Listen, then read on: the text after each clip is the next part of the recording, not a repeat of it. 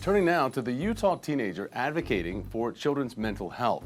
Smith Alley travels the country educating kids on the harmful effects of social media and bullying after he once himself decided to commit suicide.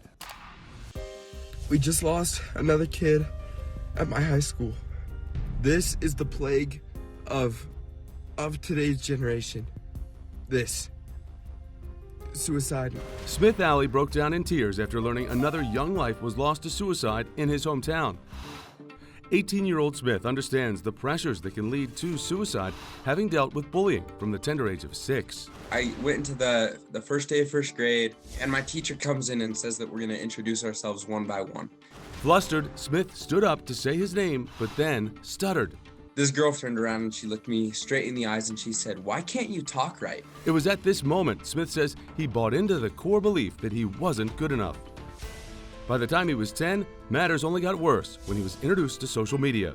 I'd get on and see the highlights of everybody's life. I'd see them, going on vacation or hanging out with friends when I wasn't invited, and I hated that. Smith then began to struggle with body image. I saw these guys posing with their arms up, and they're just completely shredded with washboard abs. That wasn't me. I was just the little chubby kid. Anxiety, depression, and suicidal thoughts started to consume Smith's life. And then, in the 8th grade, I made a plan to take my life. It was Smith's parents who helped him see the light at the end of the tunnel. And I remember my mom coming down to me and grabbing my face and saying, "Smith, I will fight for you, but you have to fight for yourself first." After joining a recovery group, Smith decided to become the hero of his own story. I got to a point in my life again where I loved myself for the first time in a long time, and I just felt like I was in a good spot, and I didn't want to keep that to myself. So he started the nonprofit organization Live Life Bigger. I actually travel the country speaking about mental health, about the harmful effects of social media. As he does this, he brings resources to parents so they can raise children with confidence in this digital age.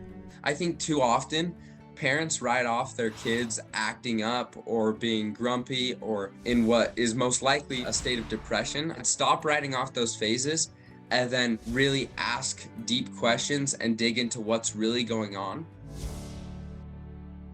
This June, Smith's nonprofit will put on a suicide prevention concert taking place in Utah, where 8,000 people will have access to mental health resources. Now, to learn more about that event, just head over to livelifebigger.org or their official GoFundMe page.